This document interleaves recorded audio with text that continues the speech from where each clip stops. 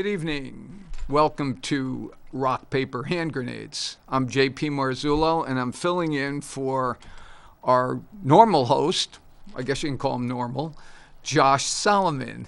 So I want to get this out of the way first. We're sponsored by the Wilson Hill Pistol Club right here in Manchester. And I don't think you can become a member. They don't have meetings June, July, or August. But you can always call Josh if you're interested in joining. But they have training courses for pistols at all levels. So again, I'd like to thank them for sponsoring our show. So tonight, I am honored to have a good friend, the Honorable Steve Negron, who also ran for Congress. So Steve, welcome. I appreciate it. Hey, JP, thank you for having me. Yeah, and I wanted to just start off by giving him a hard time, of course. I'm a Georgia Bulldog fan, and if you swing back to Steve, you'll notice on his shirt it says TCU, and I think I remember a game last year where... Was it a game? It wasn't a game where TCU decided not to show up, and we won 65 to 7, Yep. right? So but we'll forget that. I won't tease you about that, but I do have my Navy shirt on today. Yeah. So the Navy... But hey, I don't know which side it's on, but TCU just won the Big 12 baseball championship. Wow. They beat Oklahoma State. So Did you play baseball? I did. At TCU? Yeah, but not like these guys. No. So based on your height, you're either a shortstop or a catcher. Third baseman. Oh, okay. I was close. Yeah, so a lot of balls over my head. All right. Well, that was fun. So was. I'm glad you were able to come, Steve. Thank you. We've known each other for a while now, Yes, sir. and I've enjoyed working with you, and through all the campaigns. Yep. I was never quite. I always had the candidate on the other side that I was working for, but it's always been a very cordial, and we've become friends. Well, respect, I think, is something that, number one, is earned, and it's never taken away. And so it doesn't matter what the outcome is. At the end of the day, if you can go and put that behind you and go grab a beer and talk about stuff that's really important, then that's what matters. Yeah, I agree, 100%. So what would you like to talk about today? I just was curious as to whether you had decided never to run again for office, sort of like I have, or whether you're just kicking back for now. I know you have a couple of children, and Yes. one's going to be going this. Well, she went to school in Boston, right? She's finished up her second year of law school at BU, Okay. and then her third year, and then she'll be heading down to New York to work for Citicorp. And my oldest is going to be transferred from Hurlburt Air Force Base in Florida to Cannon Air Force Base wow. in New Mexico, and he's expecting our first grandchild. Right? Oh, nice. So, Well, she's expecting. She's expecting. He's be just careful. holding on for dear life. So yeah, it was funny. We ran in 18. 20 was a difficult campaign, as you well know, because it was right in the middle of COVID. Yep. There was a lot of things we couldn't do. It was just a very difficult campaign to run, especially against a 5-term incumbent, and we Right. know. We still took 45% of the vote. We were happy. And in 2022, I decided, look, my daughter was graduating from college. My son was getting married. At the end of the day, I'm a dad first. Right. And those are the things that I wanted to do. So we took that cycle off. And now I don't know. I got to tell you, though, to be perfectly honest with you, JP, the itch is there. Yeah. I just saw today that Lily Tang is jumped into for the second CD. Yes. So, I think, quite frankly, that Ann Custer is beatable. I really do. I think that it's got to be a cohesive effort on the part of both the big RNC in D.C. Yep. and also the state party. Yeah, no, I agree with you. I think what's happened over the last few years is we get a good candidate like yourself who wins Thank the you. primary, and then we either don't get behind him, or when I was in the state party as a vice chair, you get a call from the NRC, and they'd say, do you think you can win this race? And if you even balked a little and said, I'm not sure, they'd cut the money off. Right. So I'm sure that happened to you, yeah. and I know it happened to Lawrence Yep. when he ran. Yep. I know for a fact that happened, and that's horrible because we know how hard you have to work to get into those, even running for state rep. Absolutely. It takes a lot of work. And when I ran for state senate, it took a lot of work Yes. and a lot of money. Yep. And the thing I think that the Republicans have to start doing, is deciding to get behind one candidate, or maybe two candidates rather than 10. Right. That's really a problem. And then the other thing we have to start doing stop doing as Republican is beating up our own candidates, because as you know, what the Democrats will do is take those talking points that we attacked the other candidate on and use them in a commercial. Absolutely. And we do the heavy lifting for them. It's unbelievable. It's going back to the NRCC when I went down to the first time. We were trying to convince them that $500,000 in New Hampshire, as compared to $500,000 in California, say, or Florida or Texas, is miles apart. It goes such a long way for us here in New Hampshire. But they had, they had tier 1, tier 2, and tier 3. Tier 1 was your incumbents. They wanted to keep those. Then tier 2 were the competitive races, and then what was left over. And the other thing I'm sure you're well aware of is that our primary is so late that, when we went down to try and to peddle our wares with a hat, there was nothing left from anybody that was out there to help out. So we disadvantage ourselves a little bit, but it's not. I honestly believe this in my heart. It's not insurmountable. We've got some great candidates. We had some great messaging, but at the end of the day, you need to raise the funds to be able to compete with some of these people that spend more money on TV than your entire campaign. Yeah, and that's really a big problem, is that they get these TV ads out, and it's hard to. You don't have time to refute them either. Right. And they're smart at it. They're really good at this. And what they'll do is wait to the final 2 weeks, and then they'll run the ads, so you have no chance of rebuttal. And then you wait so long, so I don't know if you ever bought airtime, all the best spots are taken up, so the only thing you have is 2 o'clock to 2:30 on a cooking show from Morocco. Right. And you're like, oh, okay, so do you hold on to your money, and try to do some of the old-time things of mailboxes, and then get some more people to help door knock? But, if you don't get out there early, it's very difficult. Yeah, and I also think that we don't do a good job of covering the areas. We're getting better at it, but I see that as been an issue also. I can remember, I guess the first campaign I worked on was with Ovid LaMontagne. And one of the things we tried to do was this was against Kelly Ayotte. Kelly won the primary by a little under 1,000 votes.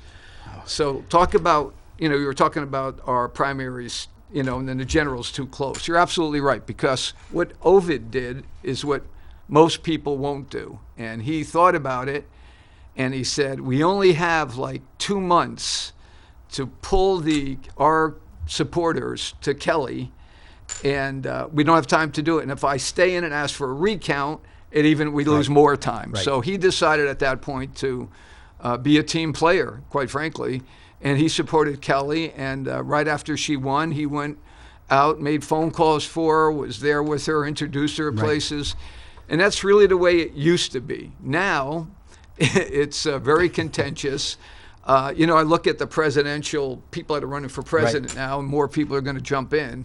And I think we don't really hate each other. We have differences of opinion, but it's all attack. Right. And I don't know about you. I'm sick of it, quite frankly. Absolutely, JP. It's one of the things, you don't build yourself up by putting somebody else down. Correct. If you want to go ahead and identify the differences that we have and why you would do something this way versus another, I think that's fair game. I do too. Yep. But to attack a person as an individual, we saw that in a Democratic in 20, where all of a sudden you saw the current vice president attacking our current president about who he was and what he was, and attacking his character, and all of a sudden he wins the nomination, and all of a sudden everything she said she didn't mean, or does she just throw it away? I believe that this political career, that whatever you're on, eventually comes to an end, and who is that person that comes out on the other side? Have you so fundamentally changed to be able to win an election and stay in that office that there's no way to get back to that person before they went? And I think that was something I always said. I said, look, at the end of the day, this political stuff is fun. It's interesting. I enjoy it. I enjoy the camaraderie. I enjoy the strong arm battles in the trenches. That's good, honest work. But at the end of the day, it doesn't define me, right? What defines me, and you and I have talked about this, is that you're a husband and you're a dad, and you're a friend. Those are the things that are enduring. Those are the things that will last much longer after you stop running for political office. And I think a lot of people sell their soul to get into office, and then when they come on the backside, they're just a shell of their former self. And maybe nice guys don't win all the time, but I know I can look myself in the mirror. I can go to my church with my head held high and know that we didn't do any of those things in any of the 2 races that we did. Yeah, no, I agree with you 100% on that. And that's really, I've been thinking about, why don't people run for public office? And I think one of the biggest reasons is exactly what we're talking about. Right. They don't want their families to be dragged through this nonsense. They don't want their children to hear this. And no one even wants to volunteer for things. Right. In my own town, I looked at the ballot this year, and there were like 6 positions open that nobody even put their names in for. Right. I mean, 2 years ago, I won as a write-in for trustee of the trust funds. I didn't even want to run. I didn't run. I got a call and said, "You just beat, so-and-so." And I said, "How did I beat him? I wasn't on the ballot." How does that happen? Yeah. And so I chose to do it because I thought it was important enough to do it. I'm done with that too now. Yeah. I've been doing this for a lot of times, and my goal always, when I first started, was to get good people elected. That's always been my goal. I never wanted to run for office. Right. Not that it wouldn't be fun, but I never thought that's what I wanted to do. And you're right. Who are we as people when it's all said and done? And I wish, and I pray that more people would realize that look it, I mean, I have friends on the other side of the aisle, as Sure. I know you do. And there are some things we can't discuss that we stay away from. Right. But we can talk about a lot of other things and have a beer and go to a kid's baseball game or softball game or whatever. Right. And that's really what it's all about to me. The older you get, the more you realize that, time is short, and you want to make sure that whatever you leave behind is humble. Absolutely. I use this reference all the time. I remember growing up when I started, first in the military, seeing President Reagan and Tip O'Neill. Right. Tip O'Neill, Massachusetts Democrat. Right. The epitome of that time of a Democrat, but you would see them in the Rose Garden, shoulder to shoulder, talking about legislation that they passed. Right. And that is such a lost art right now. Right. There's no statesman anymore. There's no statesmanship whatsoever, and it's like, it's 100% my way. And if you don't agree with me, I'm taking my ball and I'm going home. Well, you were saying how they meet in the Rose Garden. That was after having a scotch and a cigar. Right, absolutely. they did, because they were, at the end of the day, they were still cordial to each other. Yes. They knew, where were the days where we fought about big government versus small government, high taxes versus low taxes. Those things, that 20% we can dicker about, right? Right. But right now, we're just so fundamentally in disagreement, and it's one of the things. Remember growing up when we used to play ball, we throw the bat up and you grab the handle and you keep on going? That's what we're doing right now. Somebody's always trying to get one up over. And if you choose to try and at least dialogue with somebody, now you're labeled, right? So what are you doing agreeing with the Democrat? Right. Well, just maybe, right? Hear me out. They have a good idea. Right. Right? We don't have the corner on great ideas. No. We don't. And so there's going to come a point in time where you got to stop killing each other, because that's all we're doing right now. It started somewhere. It doesn't matter where it started, right? It just needs to end. And who's going to be the brave man or woman that's going to step up and say enough is enough, right? Yeah, that's a really good question. I don't know. Even on the state level, it's getting that way now. And, I look at the breakdown of Republicans versus Democrats. It's pretty much even right now. Absolutely. There's 2 votes, I think, and there's another special election coming up. So, when I was in the House, I was in the minority. It wasn't a fun place to be. But one thing you learned is that you could maybe you can't stop everything, but you could get them to agree on something to change something in the bill. I mean, I was fortunate to be on the Veterans Committee, and that was always really good. And I mean, It's right up your alley. Right? Exactly. Yeah, right. So I mean, it was perfect, and I enjoyed that a lot. But I did get to meet a lot of Democrats who I really I respect. But I also got there and saw that there were a lot of hypocrites there on both sides, and they were only there for one reason: to enhance their name, enhance their role.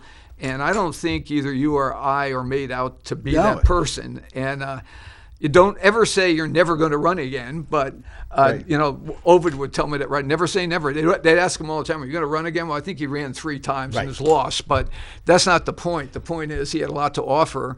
And I don't know. It's interesting to see what our current governor's going to do. Right. Well, I think quite frankly, he's playing coy. I think he's looking at the landscape, and if I was in his position, I guess I would do that too. You don't jump from a state, without, and it's all about name recognition. Probably people west of the Mississippi probably don't even know who Chris Sununu is. Right. But he goes out to California, does some fundraising, and I get those kind of things. But it is about name recognition, sure. Right? So I think in my opinion, I don't think he's going to run. I really don't. I think that when he looks at the cards that are dealt him, it's not his time, in my opinion. Right? He'd have such a hill to climb for both fundraising and name recognition, where you've got the former President Trump is up there, and you've seen Ron DeSantis, not because of anything he's done outside of his state, but because what he's done inside of his state, right? Which got a lot of notoriety. I just like Governor Abbott in Texas. Right. I think has more name recognition than our governor. Oh, sure. So I think when he's looking at that, I think he may be looking at something to align himself to maybe a cabinet position afterwards, or something like that, or maybe just wait, because look, our governor's every 2 years. Right. And you got to keep going. So we'll see. I think that I think he said in the next a week or two. Yeah. And I think if I had to read the tea leaves, JP, I'd say that he's not at this time that he's going to jump in the race. Yeah, I mean, we're one of the, I think we're either the last state or the second to last state to still have only 2-year terms for a governor of the state. Right. Because what you end up doing is, you're always campaiging. Yes, you are. You're trying to finish off one thing, but you don't want to lose contact with the rest of it. So, I certainly wish him well. I mean, I think you might be right that he's looking for more of a cabinet position. Sure. And quite frankly, I look at some of the other candidates that way too. Tim Scott, Nikki Haley. Right. I mean, I don't see them getting enough traction. They're great people. They're fine people. And it looks like right now Chris Christie, who's a friend of mine, looks like he may jump in next week. That'll be interesting to see the debates if he makes the stage between him and Trump. Right. That'll be bring your popcorn. Yep. Yep. I think it's kind of interesting that. And look, I'm not in that position. Clearly, I have never run for president of the United States. But we can, because it's reasonably cost-effective here right to now. run. Yeah, that's right. I just think a lot of times it's there that they're like I don't know if you're into horse racing, but there's like a stalking horse, right? There's a horse, even in track, you got a rabbit, right? So you got someone that runs out there and brings the pack along. Right. I think some of these people are trying, not necessarily that they wish they could be president, but they're just trying to put their name out there. And I think that they're waiting, that they probably know they're not going to get the nomination, but where do they fall in the pecking order after the convention, right? And then, of course, you got to be ready to start naming cabinet members and all that kind of stuff. So I think there's more to come out of the woodwork. I really do, to come out there. Any particular names you can think of? I don't. Or that you'd like to see come out. Maybe that's it. You always hear about Kristi Noem, South Dakota. She used to come out here. And everybody here comes to our state as a litmus. How are they received?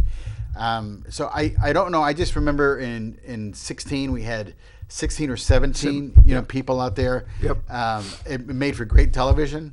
But of course there were some people that knew that there wasn't a chance, and the Democrats too, right? When they had the author, yes, in 20. So I just think that it's going to be spirited, but let's decide early. Let's move along, because it's going to be a significant election in 24. We all said it in 16. Yeah, we always say it's the most significant election in our lifetime. They're all significant. They are. But when you look at the debt that we're having right now, and of course this debt ceiling fight that we're having right now with Congress, or Congress is having with the administration, there's going to be a point of no return. Sure. Right. That it's, and I just, for the life of me, just as a guy who ran a business, who had to look at checkbooks, how do you spend more than what you have? Exactly. I know it sounds simple, right? But I just don't understand how they can keep on and weren't even willing to negotiate. Like, for example, get all the unused COVID money. Yes. Send it back. Yeah. Send it back. You're not using it anymore. COVID's over. Right. The president said it. Everybody, the World Health Organization said it's over. So why do you need that money? You don't. Right? It was for a specific intent and purpose. If you don't need it anymore, send it back. But people won't do that. No, of course not. Right. Yeah, I mean, that's really a big problem. It is. So... I've been thinking about, and I've been saving this stuff for you, because I think it'd be interesting to see what you think about this stuff. But governor of our state. Yes. I think if Chris Sununu doesn't run for president, I don't think he's going to go after the governorship again. I don't believe It's interesting, yeah. But he might. I mean, he could break the record if that's what he's into. Right. I don't think he is, but so there's some names that keep coming up. One is Kelly Ayotte, Chuck Morris, and Frank Edelblue. Those are the three names I keep hearing. Right. And I'm not sure whether there'll be more people, maybe somebody by the name of Steve who might consider running for governor. But, you don't, I think the governor's position really is what Chris has made it to, and that is he manages. He's not. Right. And people keep forgetting. I mean, I look at Facebook and people will say, well, why isn't the governor doing that? Well, he can't. He's not there to do. That's not his job. Right.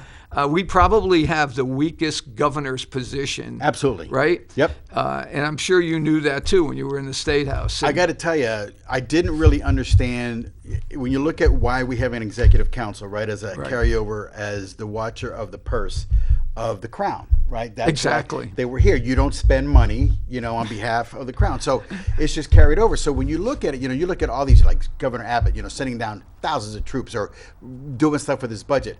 Anything over $10,000 has got to go through the executive council. Exactly. $10,000 to Texas or Florida, California is a rounding error, right? Right. Exactly.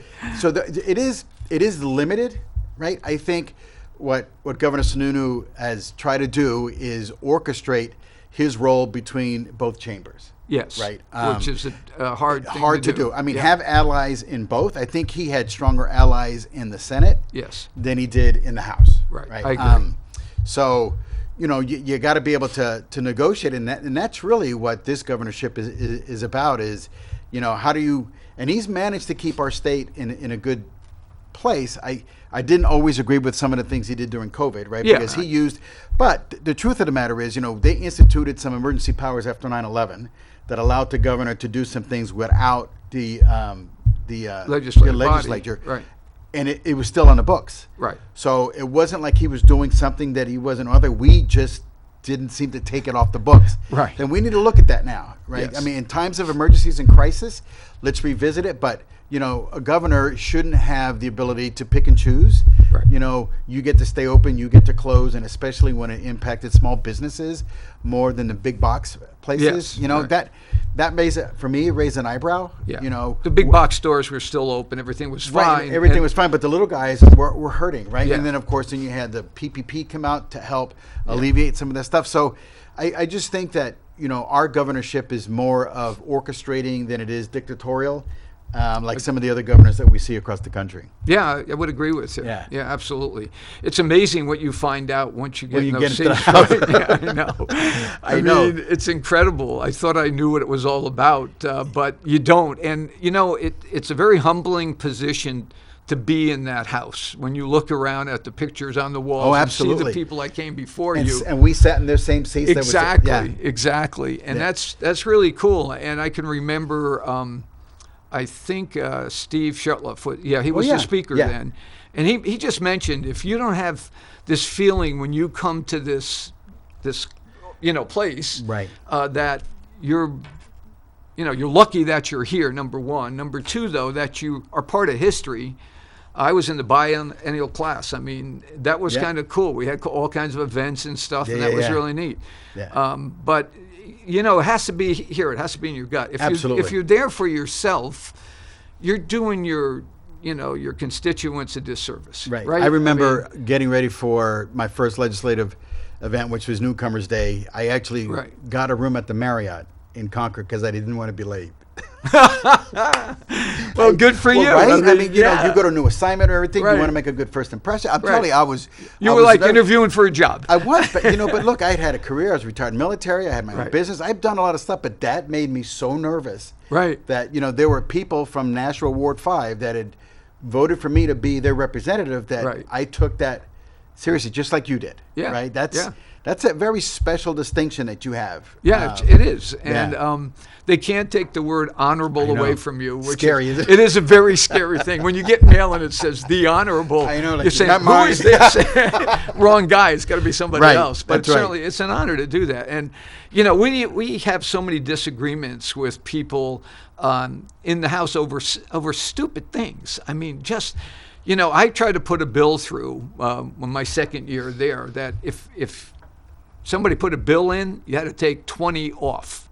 Okay. Now, I couldn't get enough support for that. Right. Because everybody, when you first get there, you know, you want to prove to those people who voted for you that you're going to be good and you're going to fight for stuff and do that. But in reality, there's so many bills out there. We had 1,200 bills. Wow. Yeah, and we had that overnight session where they actually locked the doors. Yep, I remember that. And that wasn't a lot of fun. I was able to sneak out just before the door was finally locked. And, you know, they were there till 5 in the morning. Yeah. And it was crazy. And that's insane to be doing that kind of stuff, to put through that many bills. Right. And I think you mentioned something earlier. I think we need to look at some of the bills that are on the record that we need to get rid of. Right. We need to take out of there. I wonder if they'll put a commission together to do that. You know? The other thing, too, I would like to see this both at the federal level and at the state level, is that a bill should stand on its own merit, meaning whatever the title is of that bill, then any subsequent words to that bill, that's what that bill's about. Don't have these omnibus bills. Don't have these bills that we put legislation in on a budget. Right. Right? I mean, when we were in the House, they would put legislation against the budget. I'm like, you know, it may mean more work, but I think what you try to do is focus and say, you know, that those bills that do come through have meaning and merit, that it is specifically for a thing, you know, and not just attach to stuff. And Speaker Pelosi famously said, I'll know what's in it when I read it. When I read it, right. That's, you know, and I think that's crazy. And I think some of these omnibus bills, you know, that people either agree or disagree, and then all of a sudden your constituents find out that in there was you didn't want to pay for air for the senior Meals on Wheels, you know. And like, well, I didn't know that was in there, you know. You've seen them. I mean, even in art. I mean, these are just ridiculous sized bills. Yeah. And I think that just makes people choke. And sometimes we pass bad legislation because it's buried in the middle of it. Yeah, no, I agree with you. What committees were you on? So I was only on one. I was on election law. Election law. We had last week we had 2 weeks ago we had Ross Berry on election law committee. Yeah, it was pretty interesting. It was interesting because I got into the House in 2016, and we were talking about voter ID. We were talking about, you know, really trying to. It was about residency. What was, you know, there was like 27 domiciles. It was like 27 different interpretations across all of the RSAs about what meant to be a domicile resident inhabitant of New Hampshire, and we were just. And to me, it was very simple, right? But if you changed it there, then what was the net effect over here? How did it affect something in Fish and Game? You know, those kind of things. And I remember I was up there. I was doing a PI, and I just said, you know, we're not trying to prevent the vote. Tell people what a PI is. So it's a parliamentary inquiry, right? So you're up there, and sometimes it's all the stuff that you see people at the well talking about. Those are the ones I always look to. And I volunteered. I mean, let me go talk about this. Sure. And this was the one that I said, you know, because we were getting hate mail, you know, that we were trying, as you well know, that we were trying to, you know, stop people from voting, which was never the case at all in any way, shape, or form. And I famously said, we're not trying to prevent the vote, we're trying to protect the vote. Yeah. Because my vote is as important as the next person, but if you allow people that aren't residents of this state, then you're rendering my vote null and void. Right. And that's the crime. So, you know, what people will say is that students that live here, domicile here, during the school year shouldn't be allowed to vote. It's against the law. It's not against the law. Right. Because, as you said, we haven't defined domicile or resident. That's right. Until you do that, there's no reason why they can't vote here. You know, I'm pretty involved with this past year with New England College because you know, Dr. Wayne Lesperance is now the president, which, you know, we knew him when he was, you know, I taught a master's program class for him. He asked me to do on being a candidate. What do you have to do kind of thing. And I've had some pretty interesting discussions with him about this. And he said, it's not illegal until they change the law. And, you know, I was involved with the hockey team this year. Really? Yeah, a lot. Wow. You know, when we were living in Annapolis, we would sponsor kids from the Naval Sure. Academy, right? They lived at your house. If they couldn't get home, they lived too far, they'd stay with you. Or they got in trouble and they couldn't get off campus, and they could come to your house, though, right? We had a couple of those, too. But so I got involved with them, and two kids, we started, they stacked my wood. Let's start with that. Yeah. They do community service. So they stacked they set the bar high for this year, because they stacked 4 cords of wood in an hour and 15 Oh my minutes. gosh. How many kids did you have? Well, that's what's going Yeah. So this kid knocks on my door. He introduced himself. He says, I'm the captain of the hockey team, and I'm the goalie. And, we got to talk a little bit. He said, where should we park? Where should people park their cars? And I said, well, you can park down by the barn, or you could. He said, that's not going to be enough. I said, well, how many people do you have coming? He said, 25. Oh my gosh, JP. That's why they stacked it so quickly. Yeah. But to make a long story short, we went to hockey games all the time. We got pretty friendly with them, and there are two kids we ended up having come to our house for dinner. We met one of the kids' parents, happened to be Italian name. There you go. Yeah. He did both of these, and the other kid was from Sweden. Huh. Linus, who they called Linus because they couldn't figure out it was supposed to be Linus. But so anyway, he's from Sweden, and Anthony Sonata is from Michigan. And there were a lot of kids on the team from Michigan, by the way, which kind of surprised me. Yeah. So these kids started coming over and stuff like that. So we got pretty close to them. So we talked to them a little bit about this, and they said there isn't a hockey player in his team that would cheat with that. Now, I have to trust him with that, because what I found out was that, other than the Swedish kid, because he's not involved with politics, that 99% of them are conservatives. And I said, I asked Wayne that, why do you think that is? He said, they're team players. And he said, you can listen to interviews from a hockey player versus a football or basketball player, and they will never take, and the pros do this too, you'll notice in the pro games, they never take credit for what they did on their own. They'll talk about a pass that was made, or a check that was made that opened the net up for them. Yeah. And, that said something to me. So there are kids who won't cheat, but there are also adults that cheat. When Ed Nail was alive, he's from my town. Right. And we once, or he did, I helped him a little bit, but we found somebody who had actually voted in Florida in their home and then came back and voted in my town. Strangely enough, this guy was a lobbyist in D.C. for years. Really? Oh my gosh. So there are people, listen, I don't care what you do, there are people that will cheat at anything. And you just said you just played some golf. Yeah. There's a perfect game to find out what the person's like that you're with, because if they're cheating on the golf course, I wouldn't want to do business with them. I wouldn't vote for them for anything. Right. So, election law is pretty interesting, and the impression I got from Ross was that there have been some issues with the voting, but not as much as people say there is. I was thinking about this. That's true. Look, we know probably in every vote at every town across this country, there's been some irregularities. Sure. Okay. Identify them, address them, and move on. Right. Do I know, and my first assignment was in Missouri, the show me state, right? Does anybody shown me anything that says that the 20 election was rigged? No. Were there irregularities? Sure. Of course there were. Right. The one thing that makes me raise an eyebrow is that I think President Trump got 70 million votes, which would have been the most votes ever by a president. Right. And then you got a guy who did no campaigning. Lived in his basement. Right. And you got 10 million more votes. Right. Who never went out of there. Right. Those are 2 data points. Yeah. Right. Okay.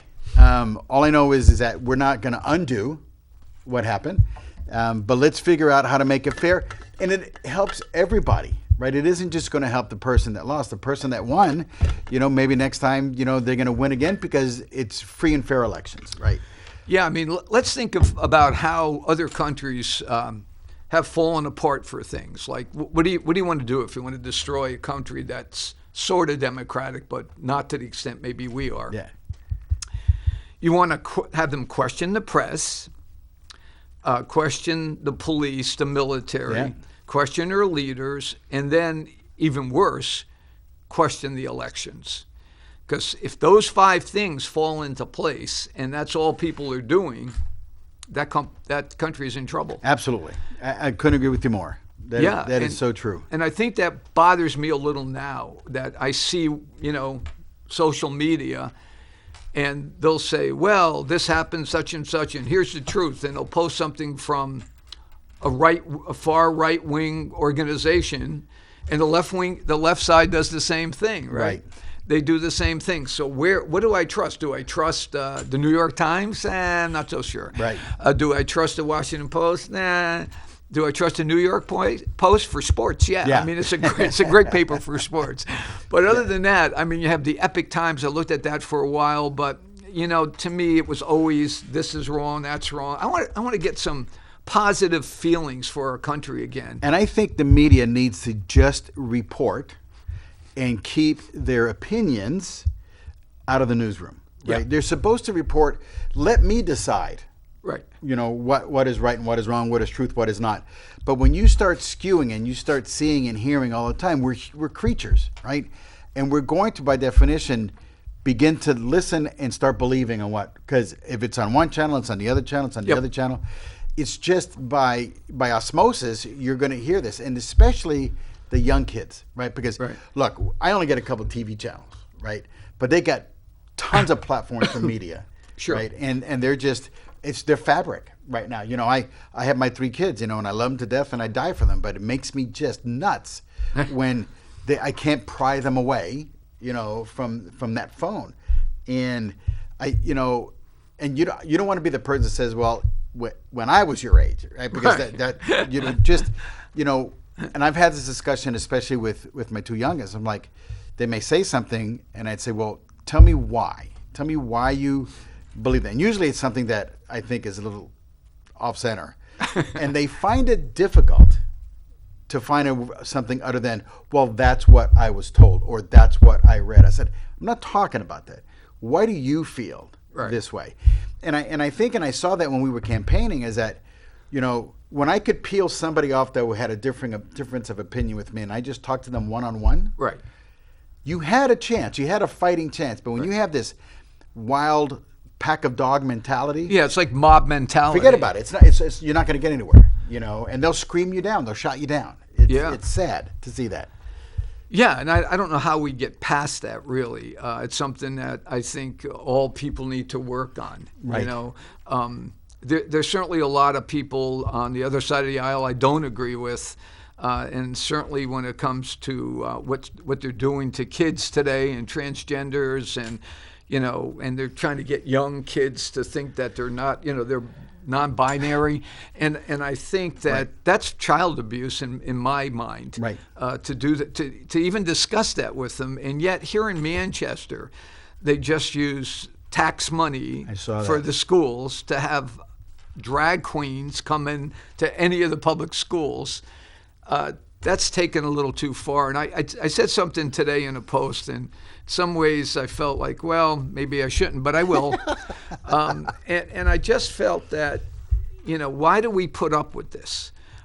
For instance, this is Pride Month. Mm-hmm. So we give our military one day for Memorial Day and then one day for Veterans Day. But we give, I don't know what the percentage is of people that belong to LGBTQ plus whatever. I have no idea, but it can't be that big a percentage. Those who have served our military that are still serving, and like yourself and your wife, deserve more than just one day, for this. And I'm kind of ranting a little, but like I'm sick of people trying to change history. Right. We have a lot of bruises in our history. Sure we do. And a lot of things we did wrong, but you know what? It's our history. Right. Being Italian, them trying to change Columbus, they've changed Columbus Day to Indigenous People Day. Right.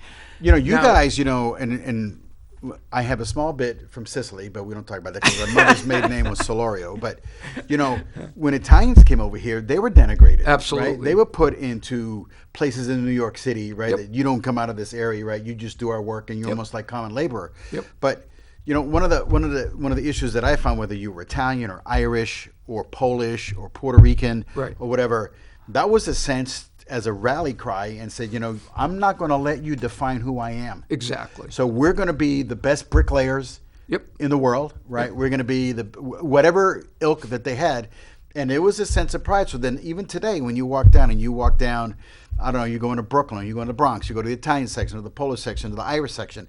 There's a sense of pride Yep. that is long-standing, right? Yes. I think today people want to just be recognized for who or what they are. When I'll go back 60, 70, 80 years, you pulled yourself up by the bootstraps. You got recognized by what you did, Right. not by who you were. Right. And I think we've lost that, and it's really funny as a man of faith, as we both are, there isn't, in my mind, there isn't anybody that, me personally, I don't look at somebody and classify them one way or the other and make an assessment of them, right? We're all God's children, right? And he loves us all. One of the things that I take umbrage with is that there isn't any merit in feeling that you're special, right? Because of what why don't I have a Catholic mom? I'm Catholic. I'm Roman Catholic, right? That's something that's very important to me, and I'll die for that, just like maybe somebody from the LGBTQ community would feel that way. But I don't have a month. I don't understand, to your point, I don't understand, and I got to tell you, having a month doesn't really do anything. Right. But the people who don't like them will still not like them. The people who love them and embrace them will still love them and will still embrace them. So I just don't know what it is that they're trying to carve out right now. Yeah, I mean, I think what's happened with that whole, this is, well, so let's start with National Women's Month or National Hispanic Month.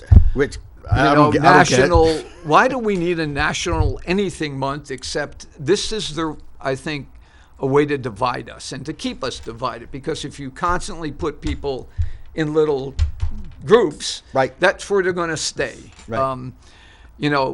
I look back at my personal life. I mean, I was the first one in my family to graduate from college. None of my family went to college. Sure. They came here and started businesses. They were carpenters, plumbers, Yeah. bricklayers, wall builders, and I'm proud of that. I mean, and they want it better for me. Like in our house, I could understand Italian when I was a kid because my grandfather lived with us. He was also Sicilian. I said you go. that quietly, but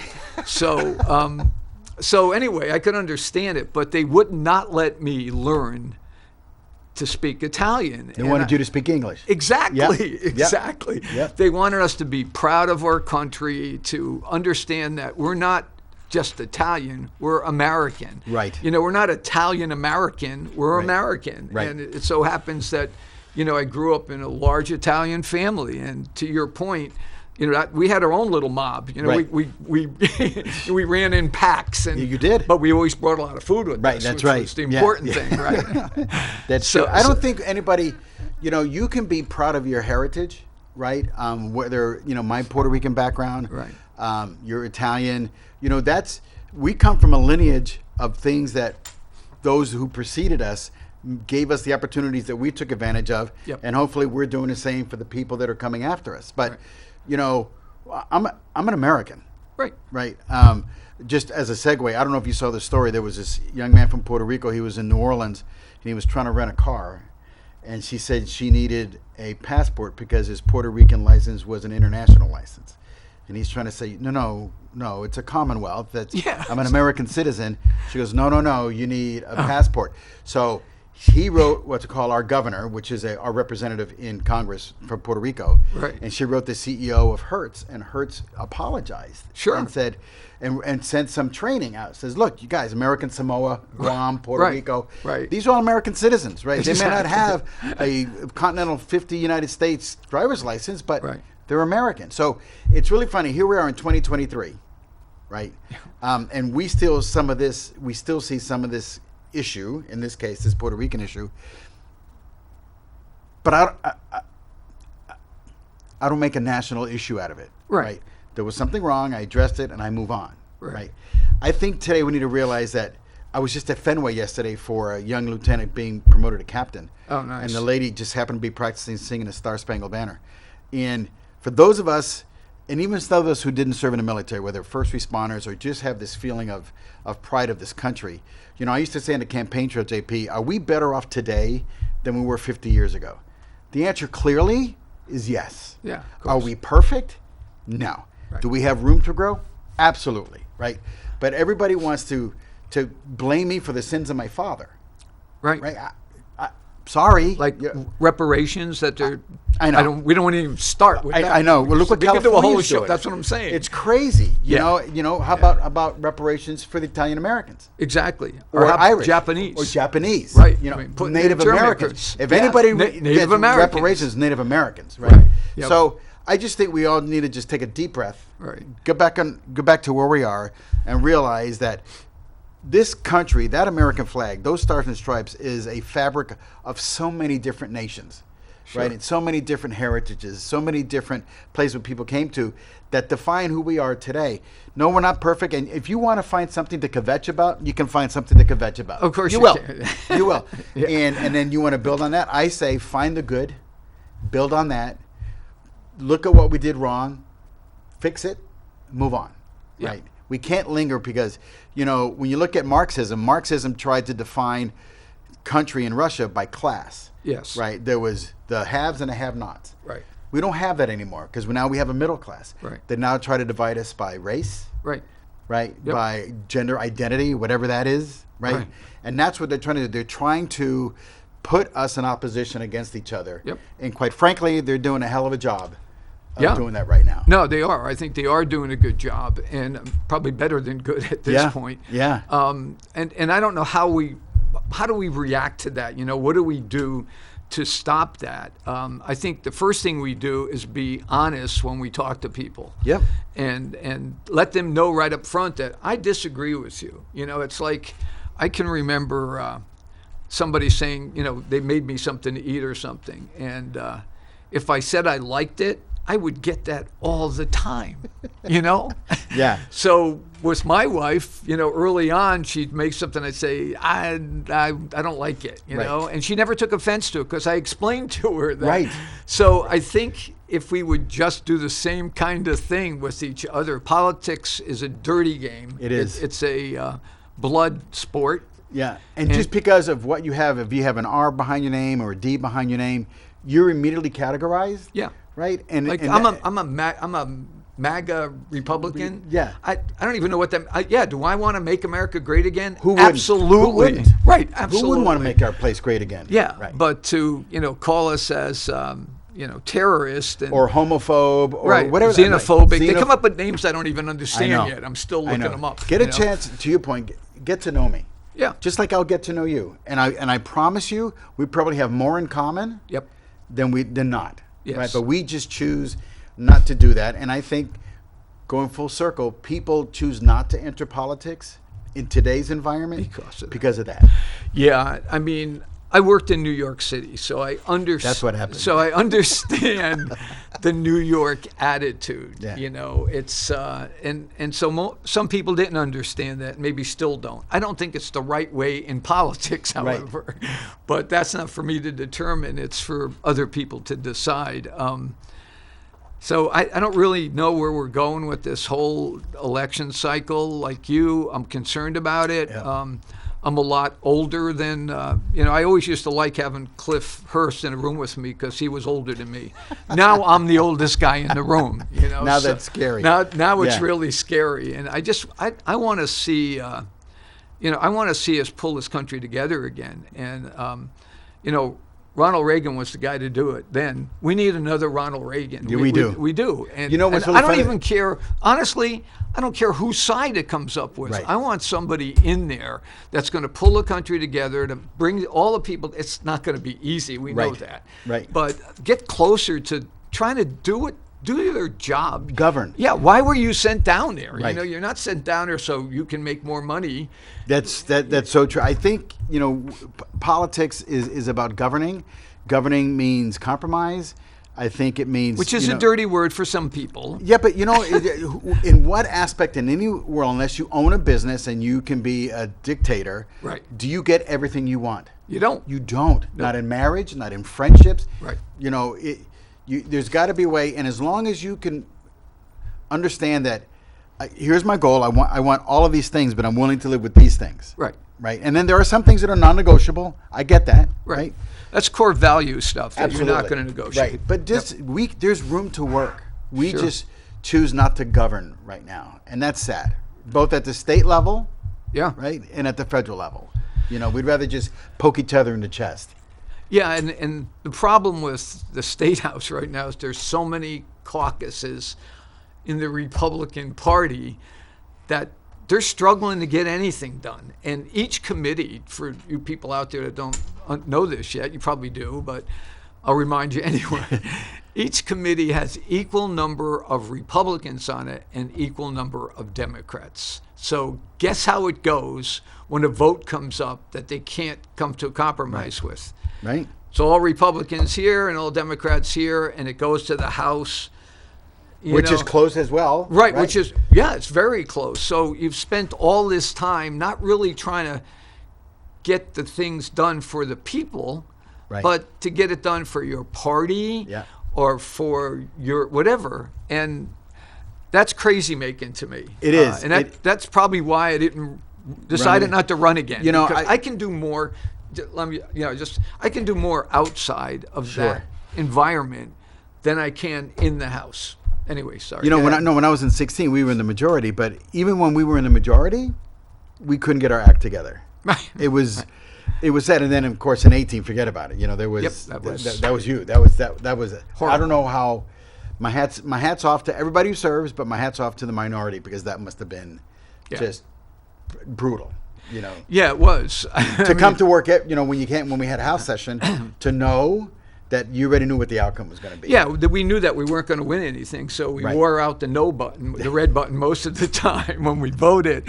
But the interesting thing is, we did stop from some things from going on. Right. And thank God that Governor Sununu had that big red pen to veto stuff, or we would have been in. And people kind of forgot that, I think. But he vetoed stuff and then we made sure that we had all our people there so they couldn't turn it over when it came back. Right. So they couldn't vote for it. Right. But that was an interesting time. Learned a lot about myself and people in the House, and it was just what's really fun. I don't know if this occurred to you, is I'd have two very good friends that were in different camps. Right. You couldn't put these two in a room.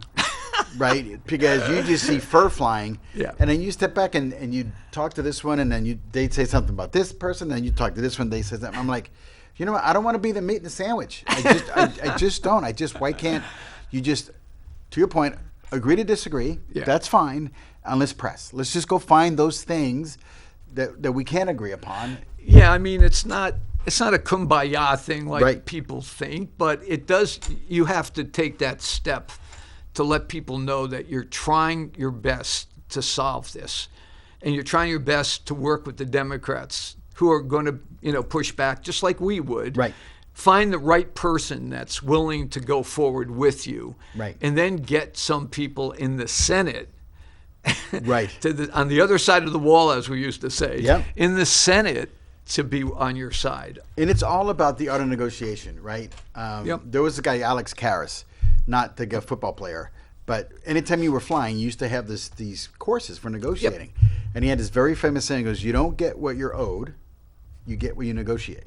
Right. And I think we've lost, at the federal level, we've lost the art of negotiating, right? Even though they say they are. Yeah, I can't believe that McCarthy and Biden negotiated anything. Really. I don't think so either. I think they just said, okay, you keep all of that stuff and we'll keep all of that stuff. And we're going to, it's going to take 2 years before we're going to do anything. And by then, there'll be a new president. Right. That's it always seems to be the plan. Let's kick it down the street. And sooner or later, and it's the American people that are the ones paying the price. Yeah. Not the 435 in the House in Washington, not the 100 senators, not the vice president, not the president. It's everybody, every one of us that's out here struggling, right, to make ends meet are the ones that are paying the price because they choose not to govern. Yeah. So we're running out of time, believe it or not. No, and before another hour. Usually what we could do it. Usually what I do is I forget, and then the people leave and I never get to thank them. So I want to thank you now for showing up. Well, JP, thank you for man. coming. Absolutely, It was a great. treat. Yeah, I enjoyed it very much. And for those of you watching and listening, I believe it's next week we have Chris Ager coming on. Oh, good. And he'll be good. We're booked for June. I booked June Wow. out already, which is great. Yeah. And so I thank all of my friends and those people that are willing to come on this show. Well, I think this is a great, a great medium to be able to do that kind of stuff, right? And I think you're going to start seeing this thing ramp up, right? So you got some mayoral races. We have one in Nashville coming up this fall. We're trying to find a suitable candidate to go up against Donchis in Nashville. He ran unopposed last time as even though it's nonpartisan, he's a Democrat. Right. So it's get involved. Don't sit back and don't think that the cause is lost, because it's not. As long as you got even old guys like us, needing help to get up on the steed, right? We're gonna ride it into battle, one way or another. So absolutely, it isn't lost on either side. Just get out and let's push this country forward. Yeah, absolutely. So thanks very much, Steve, Thank for you, coming JP. on. Appreciate you being here, and thank you all for listening. And next week we'll have our real host back, Josh Solomon. Good night.